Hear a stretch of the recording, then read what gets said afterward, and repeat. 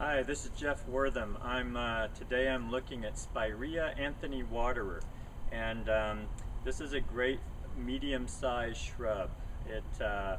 It's deciduous, so it is bare in the winter, but it has a nice display in the fall going into the winter. It gets a nice orangey red color in the foliage, at least here in Northern California.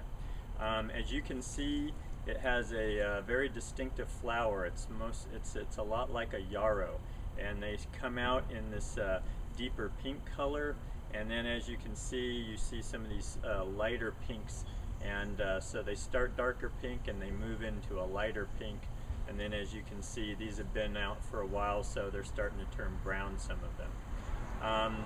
What I love about this plant is the size. It's really flexible. I keep mine 3 to 4 feet high and do that fairly easily. When it's time to deadhead these, and you do have to deadhead this plant, that's one of the downsides. These flowers are not self-cleaning, so when it's time and the flowers are all spent, you really do need to deadhead this guy.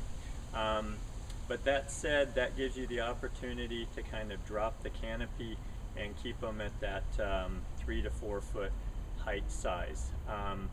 And you know, when you're designing, that's very important to keep these things in mind. I like to have layers in my plantings, and when I find that this medium size of 2.5 to 3.5, 4 feet high is a very critical plant size in residential design. The other thing I like about this is that it has kind of a natural feel to it. It looks great under a canopy of an existing tree. It doesn't love dense shade, but it can certainly handle part shade, and I would say it looks best in probably part shade, avoiding the hottest part of the day. What I don't love about the plant is that you do have to deadhead it. It's a little bit of maintenance. This grouping that you see here would probably take me 20 minutes to prune and clean up and have it looking its best.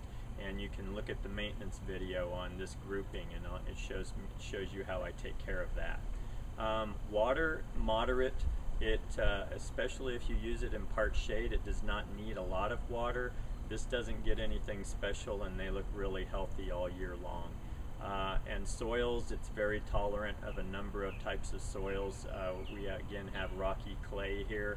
I've used it all in the East Bay area where we are in Northern California, and have never had a problem with any issues with soils with this plant.